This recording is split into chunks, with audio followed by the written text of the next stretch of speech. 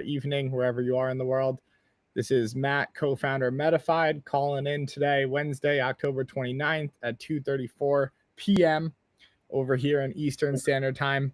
And I'm joined by Jacob over at Matchain, one of these newer AI chains that's been growing a lot. You could definitely see them on TV, even featured sponsoring Paris Saint-Germain soccer club, which I think is pretty sweet, or football club. My apologies. I just had it an American slip over here. I know the rest of the world doesn't call it that, but my bad. But yeah, they sponsor PSG Football Club. You can see them on the field. They've been growing as a chain, doing really well. Constantly see them in the top 10 chains out there. Jacob, if you want to introduce yourself, a little bit about what you're doing over there, feel free to go ahead. Yeah, no, really excited with some of the initiatives that we're building out here at Matchain. Right now, we've been helping build new technologies from the Web3 space into brands like PSG through things like the Joint Innovation Studio, which is helping us like bridge different partners and basically connect different stakeholders to create products that brands actually want to use and bring to market. And it's really an interesting space that's consistently and constantly evolving.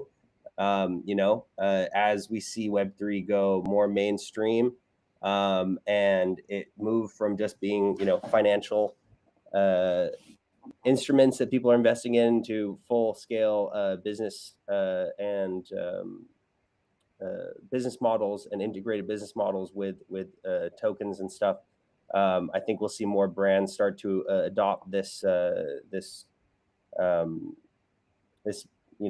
mind state in how they want to develop their products right around a tokenized asset that helps create longevity to their products as well.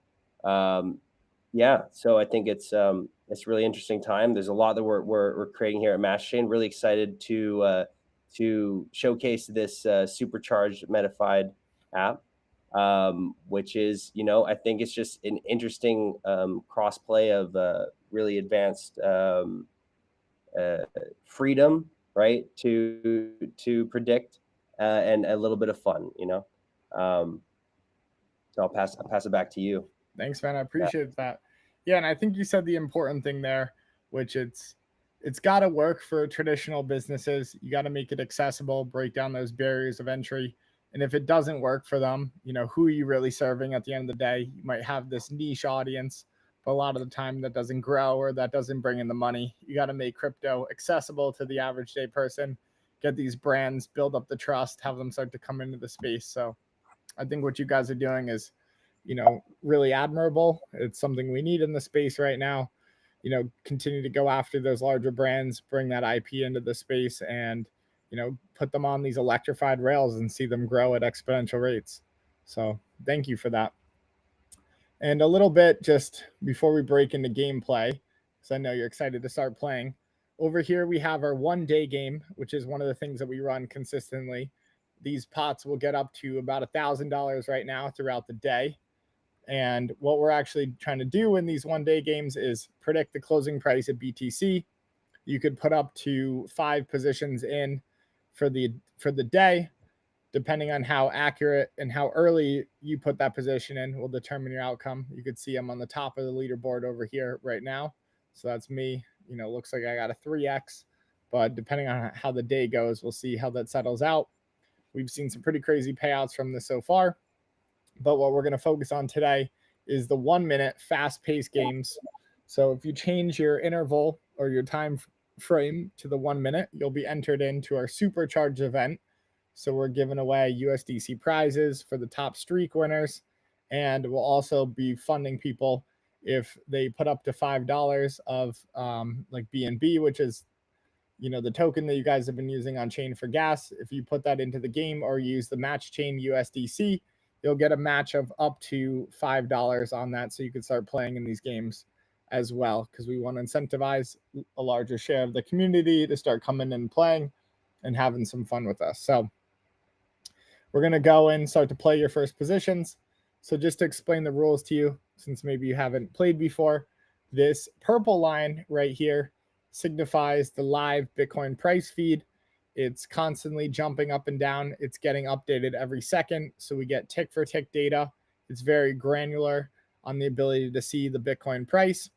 And what you want to do is get your position ready to go, because as this clock ticks down, you get entered into the main game, and you want to try to place your prediction in as quickly as possible, and you want to be as accurately as possible to predicting the closing price of the asset.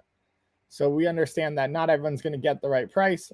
So whoever is most close and earliest gets a larger portion of the payout, and then your payout's relative to the other players in the game. So, if the majority is off and you're right, you're going to get a really good payout. If the majority of people are right, it's a little bit less of a payout, but we've seen people get upwards of 100x in this 1 minute. The other day, we had one of our players who, in a 30-minute session, went from $40 all the way up to $1,000, which I thought was pretty impressive. He's really good at predicting the exact price. And yeah, let me know what you think. Just go out there, play some positions. Looks like Bitcoin is a little calmer today. Not too many crazy jumps in it, but we've seen the price jump a couple $100 in a period of a minute, which is always surprising and a shock to play when you put your position in there, because it starts to go way out of bounds and then someone might sneak in and grab it. But yeah, let me know what you think. Just start placing a few positions down. And what's your username so we could see if you start to pop up in there on the leaderboard? Yeah. Just I haven't set a username yet. Yeah. So if you want, you can go click this button in the right-hand corner and go to your wallet, and it'll show you a username, which you can then go set. And then you should have your balance in there. You could start placing some fun positions. Call me RWA Baron. All right, perfect. We'll be on the lookout for RWA Baron today. So let's place a position. So what do I do next? Then I go. So next, you want to go to the 1 minute game. Yeah, so hit play, go to the 1 minute game, and as you click down on the screen, it will show you your prediction that you're trying to take, and then your wager. So, people wager things like 50 cents, $1, depending on how confident they are. You can put up to 5 positions in the period of 1 minute. And again, you want to try to get them down as quickly as possible. And then you could track your success on the side with your session metrics. You could see how much USDC you've made, how many games you played, how many wins or losses you've had as well. So now the new minute started and I can enter. Yep. So you want to just try to click a few down, maybe hit a spread if you think it's going to go up or down. Yeah.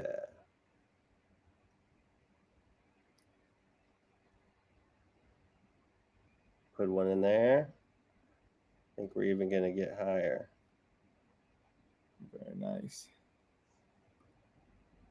Throw another.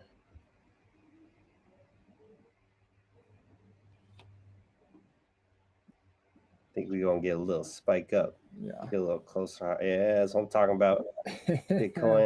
Bitcoin pumping. There we go. Hitting exactly where I'm at. It's going to close.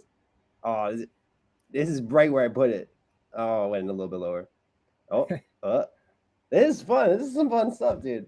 Thanks, man. Oh, I see you up there. RWA Baron. It looks like you won that one. You'll see. Hey, yeah, 1.17. Nice. Oh, nice. Yeah. That's pretty good. $15. Yeah, I didn't do as well. Let's run it again. This is fun. We should we should definitely integrate this as a mini app. Oh yeah, we'd love to do that. We've just been trying to get everything out there, just make sure all the game mechanics work. This tech is stellar, though. I mean, the level of detail, the high fidelity on sort of user. There's the ask me how to play. I really think this is well done. Thank you. Yeah, we've seen it. It's starting to grow. Like, we went from friends and family. We're running a campaign right now on like layer 3. Starting to do some more streams about it. It seems that once people start winning, they like to make a post about it, and then that usually goes viral. So we encourage any of our community members to go out there and post about it. I think it's gonna trend. I put 4 positions down, just letting it trend. All right, let's see. I see you bumping up As in long as there every once in a as while. long as it goes back up. Yeah, let's see. I got a few positions which will yield me a couple dollars, hopefully. Oh, I'm down again. Down bad, damn. There's some guys that are pretty good at this now in our community. And you can see on the right side, so if you see the streak rewards, it says a 5x, a 10x, and a 25x.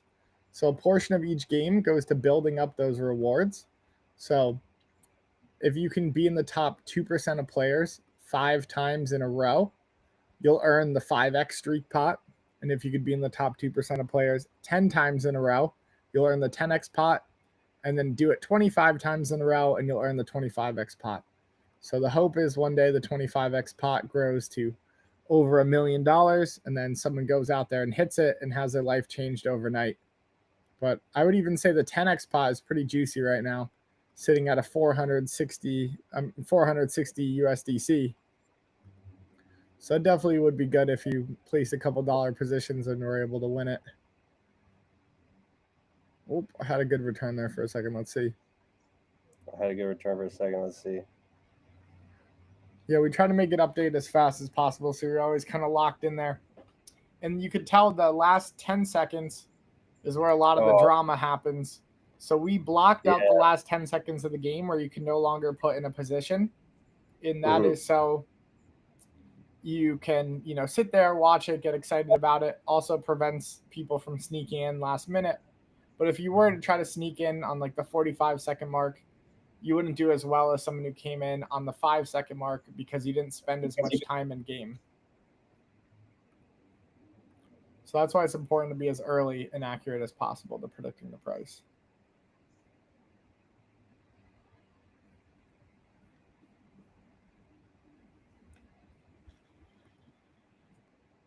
Yeah, we're excited about it because it's a new take on predictions markets. We've also seen it as gamified 0-day options, which I would say is probably the best representation of it because we have the 1-day game. And then we also have, for assets like NVIDIA, we have a 6.5-hour market game. So you could predict where the price is going to be at the end of the market close. And those to me are really fun because it simplifies and gamifies finance. So typically, if you're one of these finance savvy dads or one of these Gen Z traders, it can be difficult to understand options. You have to understand, when the expiration date is. You have to buy these contracts, which could cost you maybe $500 a piece. And that can be a little expensive or a little confusing to people. And we simplify it by just saying, hey, can you predict on a chart by dropping a dot down on the x-axis what's the price going to be at the end of that interval? And then you wager on the success, and then you get these big payouts. So you can do better here too than a perp dex, I would say. A lot of the time on a perp dex, you take out leverage, you get closed out of your position just based off of volatility. Volatility in this game doesn't matter. It might actually help you because you might take a position that's kind of out of the typical line, hoping that it jumps up there. If you're the only guy that's up there and you're right, then the payout is going to be pretty wild from that. So. Oh, I bet against Bitcoin and it's pumping. Oh. I know, that's always the other thing. It's like if I make bets, I feel bad making bets that are lower because I'm like, you're betting against Bitcoin. Yeah, and it's like if I'm holding Bitcoin, I never want to see it go down. So it's like I don't want to be manifesting Bitcoin to go down when I'm holding it on the other side. So I try to only play up positions. Yeah.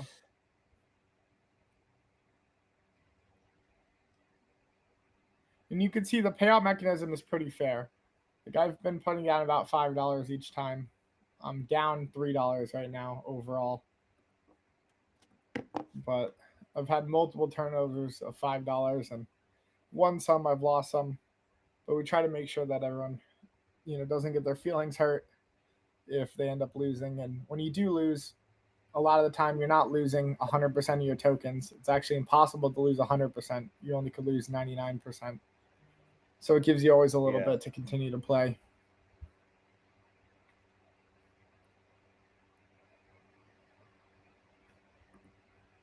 the odds get better when you play it earlier in the Yeah, game. when you play it earlier, because we account for the time that you spend in game.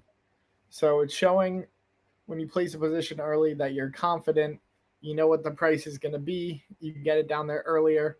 So if you have more confidence than someone that comes in later, then you should be rewarded more for the alpha you Cool. contributed earlier. This is very cool. Thank you.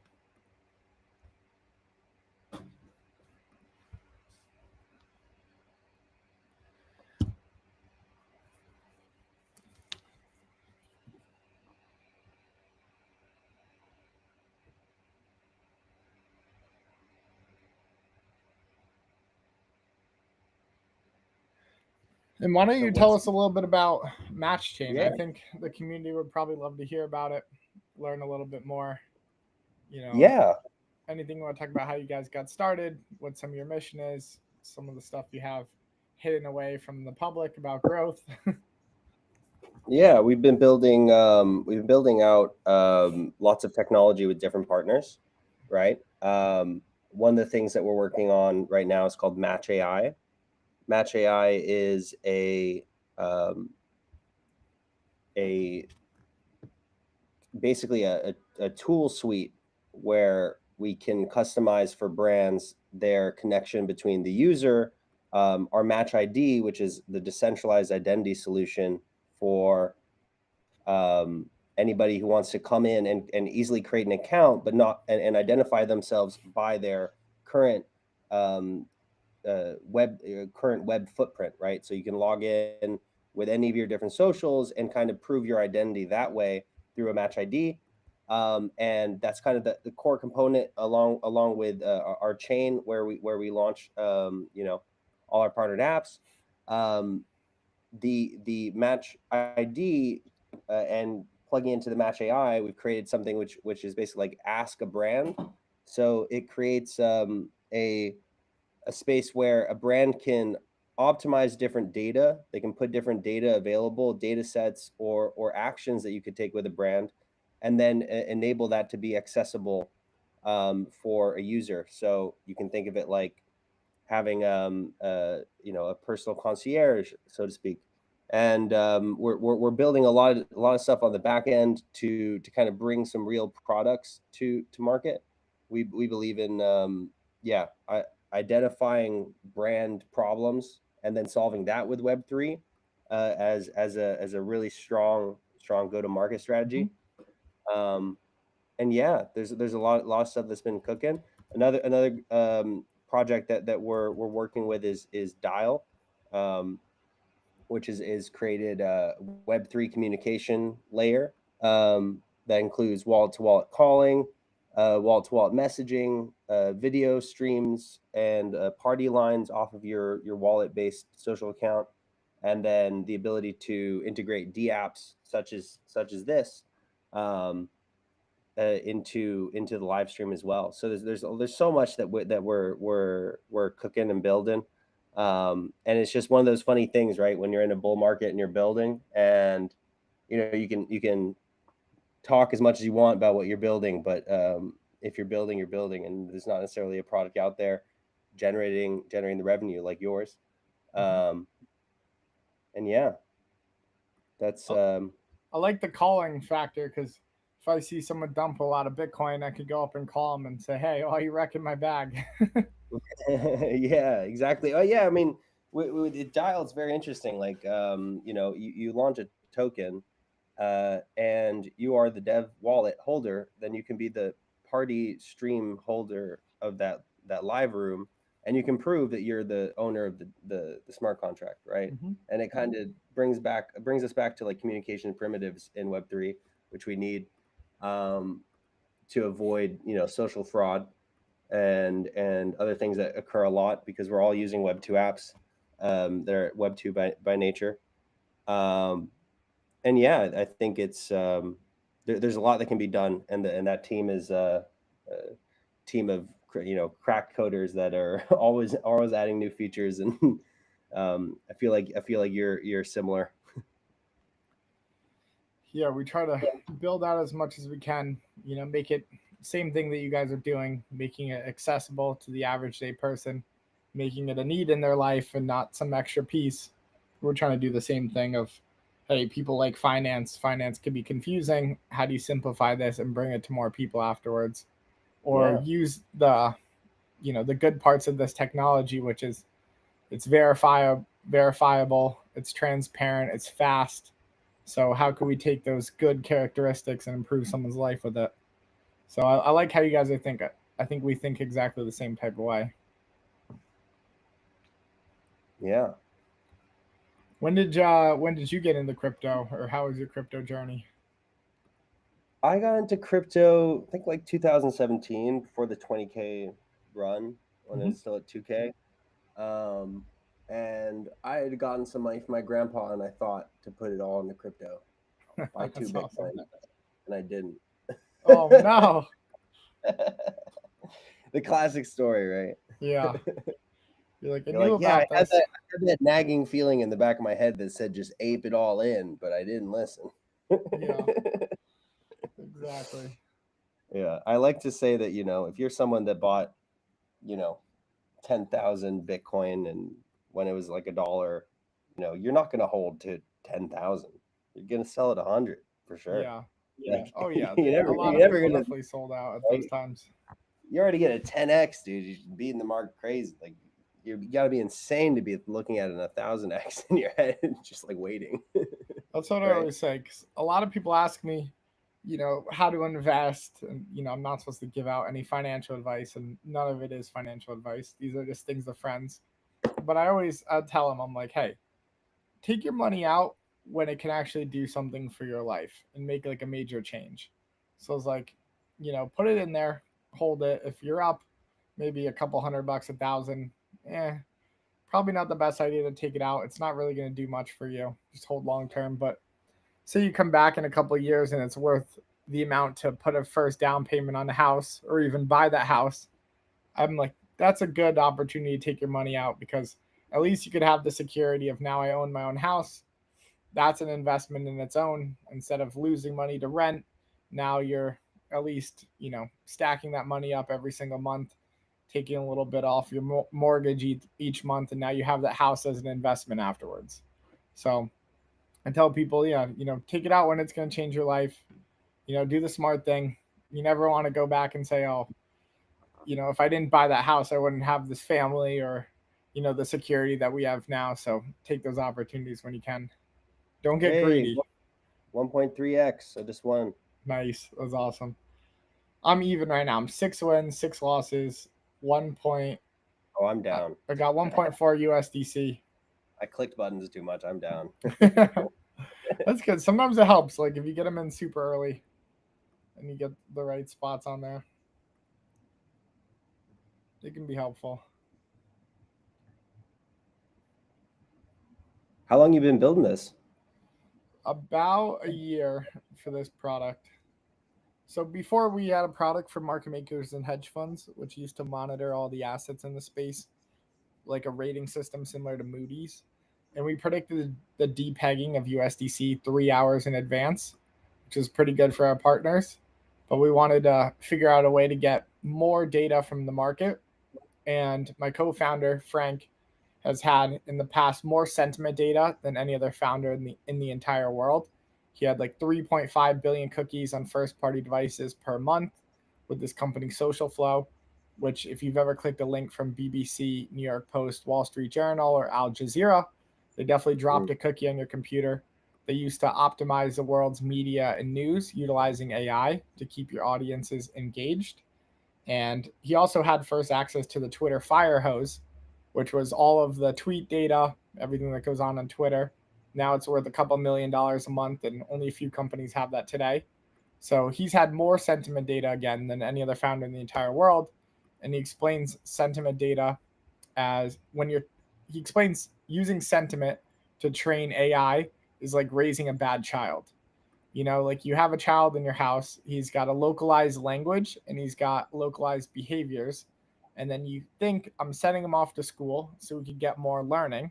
And yes, that's true. He's going to learn more, but he's also going to pick up some bad behaviors, maybe some bad words. and you constantly have to remove the noise as you raise your child. And as you continuously send them off to, kindergarten, middle school, high school, college, he's gathering more learning, but he's also picking up more noise, and then you constantly have to remove it. And so when you're trying to train AI models, it's the same thing. You go off to give it more training, it comes back sometimes more confused or with more noise. And it's more about how do you remove the noise and find a clear signal. And that's not always a good use case to scrape something like Twitter or Reddit. So we built out these games as a way to capture true human sentiment signal about crypto markets through, this clean, fun interface where you don't even realize that you're actually contributing to, training AI models. And through this, you could do it because now I can qualify and quantify the value of a user, because we have risk involved, which is the money that you put down on your position. And you also have incentive to give up real alpha, because in these short-term games, you could win upwards of 100x in 1 minute. So if you have some really good BTC alpha, why not exercise that for personal gain? And when you do, we pick up on that alpha and we find users who are beating AI models. It's maybe about 1 to 2% of them. And then we're also utilizing the wisdom of the crowds to train these AI models, like long short-term memory, gated recurrent units. And now we're able to augment them with the signal and perform better on, mid to high frequency trading, where we're swapping in and out of assets every 1 to 5 minutes. So it's actually a way where we can share in the success of it all. We take the human signal, we train the models, and then we eventually will transact a treasury where we'll take these algorithms, we'll trade BTC and ETH, and then take a portion of those gains and then buy back the token and burn it out of existence as a way to redistribute the yield. So it's a cool way that we can all share in this together, utilizing, all of the smartest minds to create a great, AI model, and then go beat the market and beat, maybe some of these larger institutions at their own game.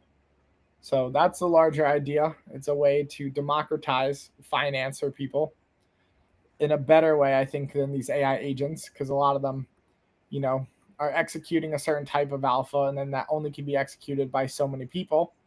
But if we do it under one entity and then all share in the success, it's a lot better of a construct. I can see you put the largest position in there, $11. Getting crazy over there, RWA. It's way far. This is going to be 0. Yeah. It's all good. Trying to make the comeback, I see. I'm good with long swings. I'm not good with the other thing is, like, I think 1 minute I need a higher time frame. Yeah. So we're going to open up in 1 hour soon. Funny enough, you talked about that. We're going to have the 1 day, the 1 hour, and the 1 minute. The 1 minute's for the degens who want to make, some quick returns. The 1 hour is a little bit more, I would say, calm, where you might just check in maybe 10 times throughout the day and put some positions in. So while you're working, you might go see how your positions are doing. And then the 1 day is a little bit more passive, where you just wake up in the morning, set your alarm for 9 o'clock, go in there and put your position in right away. Yeah, this product is stellar. Thank you. I appreciate it. Yeah, and you actually learn a lot from looking at these charts, because you don't actually get the 1 minute charts on any other platform. It's usually like an extra thing you have to pay for to get that really fast data feed. So this can help people be familiarized with the price swings of an asset. You can start to recognize patterns. A lot of the time it's recognizing trends. Like when I look at it, I'll look for the mountains and the valleys, and I'll make sure if I'm going to be trading the asset and I want to know the price is going to increase, I want to see the mountains get gradually higher and I want to see the valleys get shorter. And you can see when someone's trying to take the asset up in value, because the mountains will keep trying to climb and then they get cut short. You kind of want to monitor that, as it gets cut down back into a valley, those valleys get shallower and shallower as time goes on and they don't go in the opposite direction. You can really understand the balance between like the buying and selling out there. So it looks like right now we're in like another downward trend. we were an upward trend for a little bit, but someone seems to have broken us out of it and has some momentum. Yeah, one of the biggest things for me that I saw when I was trading was I'd be looking at it on the 1 second chart with liquidations also on, Hmm. like so I could see where people are going to get liquidated, and then you know it's that moment where you're like, you have a long open, you're sweating, and you see it, and it's moving towards your stop, and you're like, it's gonna hit my stop. You click the stop off, right, and it goes and it hits where all the stops were. It takes a bunch of money off, and it goes right back up, and then that's when it click for me, right? Just that element of waiting for the market makers to take the liquidity off the table before you place your entry. Hmm. Yeah, I always tell people you got to be careful about this, and you can't really trust the order books in this industry No, because no, all the no, guys who got no. banned off of Wall Street came to Yeah, go do the bad stuff in crypto afterwards. So there's a lot of like spoofing that goes on. People put fake orders in the order books with no intention to actually buy or sell at that price, just to yeah. make it seem No, like something's about to go on. the only thing that's real is positions that are on the table in terms of leverage, money that the market makers can take off, Hmm. right? And then where that price needs to go to take that money off the table, right? Hmm. And that's why I think we see these like supercharged like pushes up and supercharged pushes down, right? As more people try and put more leverage in and try and catch that bottom, and then it pushes just a little bit further to take that extra money that you just put on the table also off the table. It keeps jackknifing down or jackknifing up in that cyclical cycle. So it's just one of those funny things. If you can do it right, you can really win big, but you're generally going to get fucked, right? Yeah, that is very true. In this industry, you got to be able to ride those highs and lows.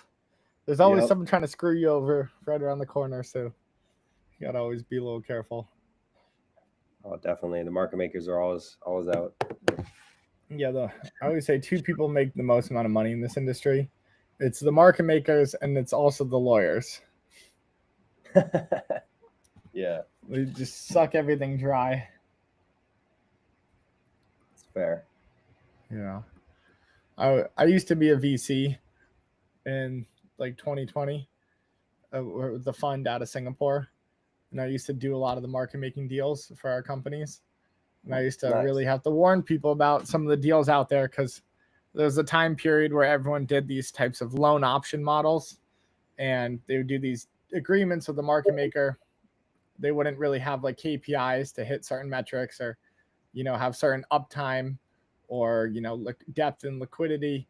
And so they basically would just get these loans of tokens and then work against the founding project to make as much money as they can, bring Hmm. up the price, attract retail, and then dump it all as soon as you see any success. Damn. So I've always warned people about those because they haven't been the most fair to this industry. And then also because wash trading hasn't been outlawed, you see a lot of kind of like fake market making activity going on, which, skews public perception about how good an asset is or how secure it is based off of the volume. 100%. It's even gotten into a point where it's an industry standard. To be fair, Yeah. some level, like, oh, you're not wash trading your token. Like, what are you doing? Yeah, exactly. I've heard some exchanges request it in the past, even though they would say otherwise. Yeah. Yeah, just a lot Hey, of things to be your careful of. dirty laundry's out there. It's not like we're we're saying something that ain't been said. Yeah. No, we always talk about too. You got to call some of the BS out because we want to make this a better space, Oh, and 100%. we kind of I got to agree. get some of the bad actors out. And as the space has made more money, it's brought in more bad actors and these grifter type of characters who are just here to extract as much value from the industry as possible without adding to it. Totally agree. So we got to stick together.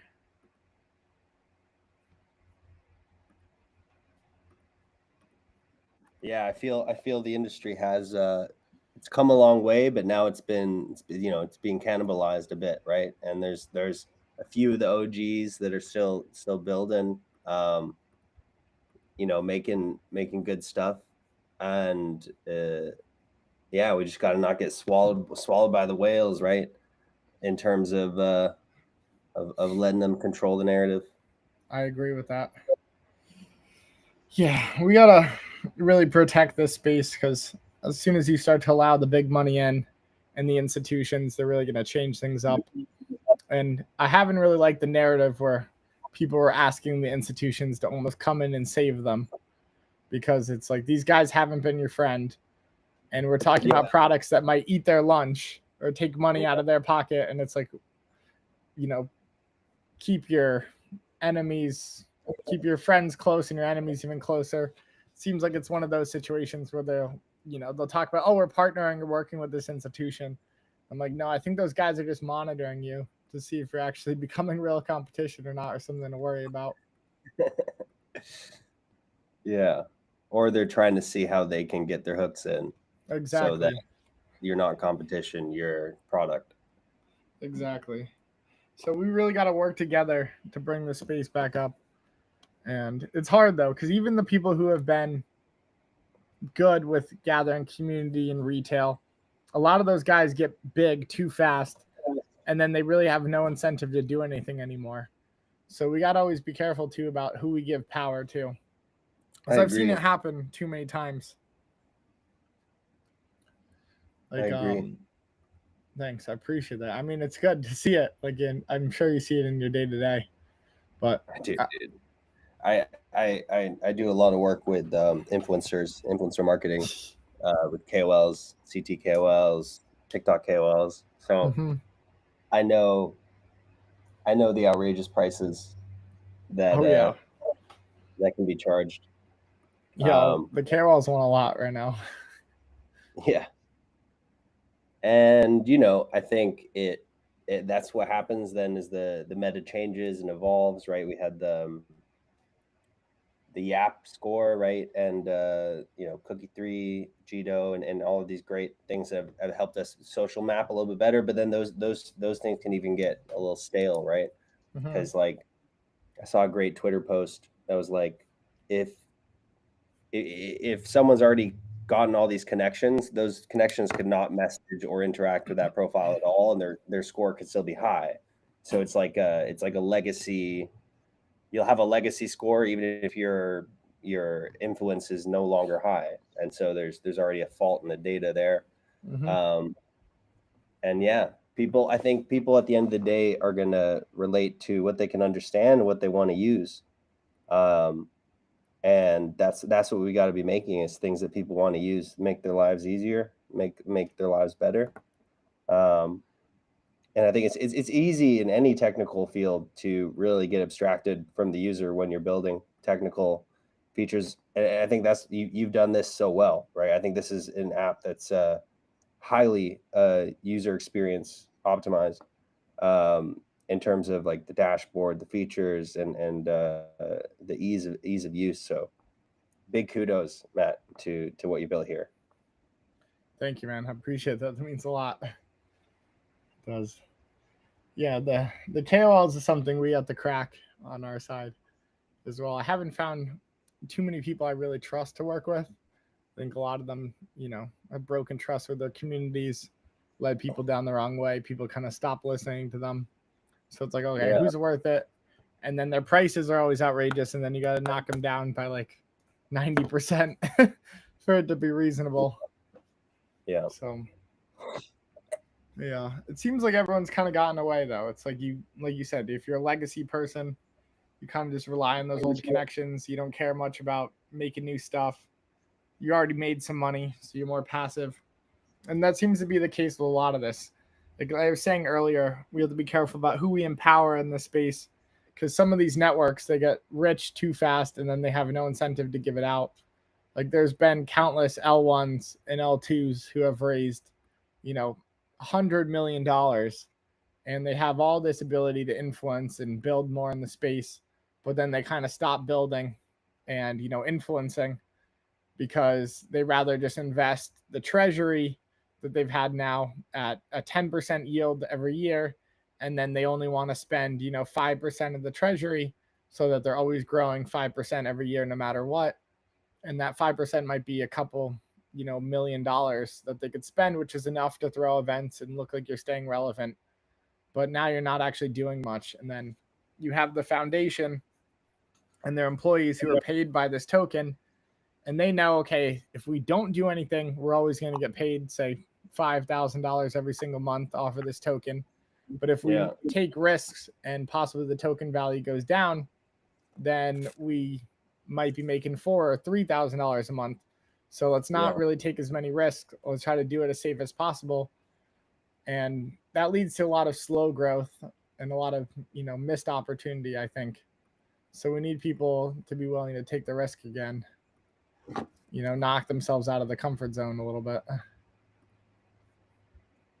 I totally get that. And I think also what you have, in a lot of these decentralized organizations, which is what they become, right? When people basically, you have a public company, and the reason why you have a public company is because you owe something to shareholders, which are public shareholders, right? There's public shareholders almost in, any token or project. And then you create a DAO and you basically say, hey, there's no one really accountable. We're all going to be semi-accountable, but not actually accountable. Yeah. Right. That's kind of the gist of what a DAO was when it was created, which is, again, great and is good. And it can work in theory, and there's a reason and a place for it. But I think also what you see is that, unlike a traditional business where you have someone at the helm saying yes or no, this or that, this is the direction. When you don't have a captain, it's harder to catch the winds, right? And to find a direction. So I think that's what a lot of DAOs find, is that when there's distributed decision-making processes, too many people get into the deliberation process and slow down the actual production of good results. Oh man, I love that you brought that up. Like, I can't agree more with that one. I think DAOs were a funny experiment we all went through. Yeah, so to speak. Again, I think there's a place for a DAO, but it needs to be functional, like in how the protocol would actually run. Like if users are actually governing some specific thing, but it's not like, oh, should we make this code update? I don't know. That's it. It depends on the product. If we're talking about Bitcoin, then yeah, definitely, right? We all need to agree if something's going to change. But for products and stuff and businesses that people are trying to build. Oh yeah, I agree. A DAO works as like everyone's pulling in all different directions. Even democracy could be really difficult to come to a understanding. Like, no one side is going to be happy. There's always something that people are going to disagree with. And so I think it just, kind of hyper analyzes that you have all these different voices now who can contribute. They all disagree. And you have to figure out some type of internal incentive mechanism to do good. Because without the incentive, then really nothing ends up getting done, or you end up just disagreeing with stuff. So you need to have an incentive to do stuff in a timely manner as well, which can be difficult to figure out. But that's also one of the best parts about crypto, is with all these token economics and the focus is on these ecosystem. It's all about how can you incentivize users to do the right thing, because it's a trustless environment, and that also means people could do the bad thing if they want, because hey, there's no KYC, it's permissionless. You can go in there and do that. But if you do the bad thing, there's probably going to be some type of penalty.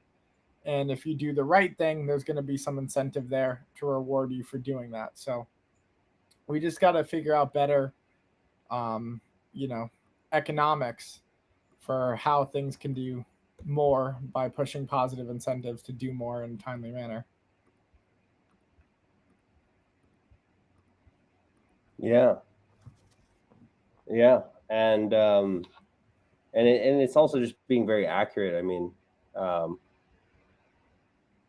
There's a lot of innovation in this space, and every innovation needs to be looked at with also the functional Web 2 eye as well, right? Because I feel, there's a lot of people trying to remake the wheel, right? And I feel the wheel's been made. Now it's about, what are we integrating with society that they can actually run a car on, right? And that's always the hardest part, right? And especially when you're running up against, a lot of tech giants that have moats in different things. So the industry's killer DApp may just be Bitcoin. We'll see. Yeah. I mean, that's definitely something I've agreed with. For a while, I've said the only real things in the space right now are Bitcoin, the technology behind ETH, and the ability to build on these systems, and then remittances to send money, in a couple seconds to each other and have it settle. So things like USDC and stable coins are really good.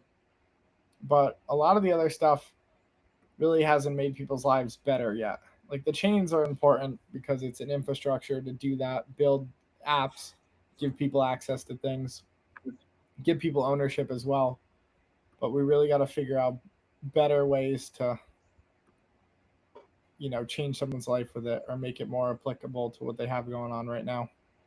First, taking the extra step to go learn how to build a wallet, learn how to send a transaction, which is a lot of the stuff that you guys remove from the user to make it easier for them. Yeah, 100%. 100%. So if I was to go use Matchain right now, I've already checked it out, but this is more just like a retail perspective. Yeah. I could just go there, come to the website, click create like a social wallet.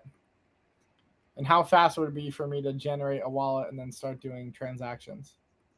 Oh, yeah, very, very quickly and easily. You can set up your Match ID and have a MPC wallet connected. You can also go on to Match Hub and explore any of the different DApps and games that are on our chain. Oh,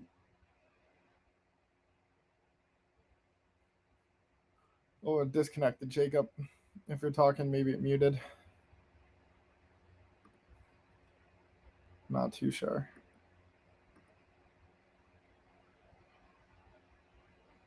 So it's still.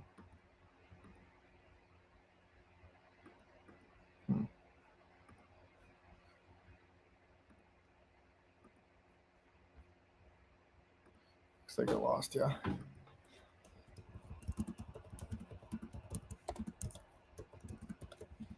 I'll shoot you a message. All good. Jacob today is playing. Oh, you're back now. I can hear you. We lost you for a little bit. Oh, did you lose me? Yeah. Oh, my. Talking this entire time. My bad. It's all good. If you want to repeat anything, please go ahead. Yeah, well, I let slip some alpha that I don't know if I'm allowed to say yet. So maybe I shouldn't. Maybe that was a sign. Maybe that's divine timing. I agree with that type of stuff. Maybe the secrets are too good to be let out. I'm just too truthful a person. I just say what's on my mind, and Me too. Talk about stuff I'm working on, and maybe shouldn't yet. But yeah, we're working on something really cool. Just passing it by all the right channels right now, but working on getting real blockchain fi digital collectibles onto Matchain with Match ID connected. Think of if you had a shirt signed by a player and you could prove that it was signed by that player and that was on the blockchain as well, and that's something that's on a physical signifier on the shirt as well that can be scanned. So yeah, going to be releasing some more news about that soon. Once it goes public, we're going to be giving away one of these collectibles, physical collectible, every week for a couple weeks, just to kind of give some back and show what we're doing for the community. That's awesome. I always thought that was one of the best use cases of NFTs. Yep. To prove out the chain of custody, if it's real or not. Exactly. And it's a hard thing, right? You need to work with the larger brands at the highest level, right? You need to Hmm. work with the you know the Louis Vuittons and the Saint Laurents, right? Hmm. You need to like get them in on the picture of why they should be. Oh, all of these Chinese flooded fakes in the market, right? Like that's why you need this sort of credible verification, right? Hmm. Um, so it's hard because you're entering these industries that are already. I mean, they're open to it, and it's good to see this sort of innovation occur. But it's also just interesting because you're always entering these industries that are like, we've been making clothes. We don't need to, they don't necessarily need to change their business model, but there is benefit to changing the business model, um, right? So it's always an Hmm. interesting conversation to have. Yeah, it's like we could save you this much amount of money in fraud every year. So now you can do this with that. So that's Yeah, important. Yeah, I know these brands have been testing things out and researching it. Seems like they, kind of explore as many as they can because they're not really sure which one is going to work. And I think that's what's usually hard for them is determining if we put all our time into this, is this product going to be around in the next 10 years? Is this going to be the one that everyone gets onto? And it's whoever could yeah, bridge the most partnerships as fast as they can and could say, hey, we have Louis Vuitton, Montclair, and Yves Saint Laurent all on here at once, then they're more likely to go and do it. So it's like kind of this chicken or the egg situation. How do you get the first one yep. and then get them all? Then dominoes, yep. And Yeah, then of course someone's gonna try and buy you out. mm-hmm, of course. It'll happen quick. Oh yeah, I think it'll be done, soon. And I think a lot of the collectible stuff is definitely bringing back the NFT space. People are realizing more what the technology could be used for instead of just a JPEG. Yeah, So I think it's yeah, pretty no, neat. 100%. There's a lot that can be done, and it's all just framing, and it's interesting to speak with people outside of the Web3 space when you're talking about NFTs and tokens, and then you realize there's such a divide because you've been so deep in it for so long that when you say NFT, you have to bring them back and actually re-explain it again, right?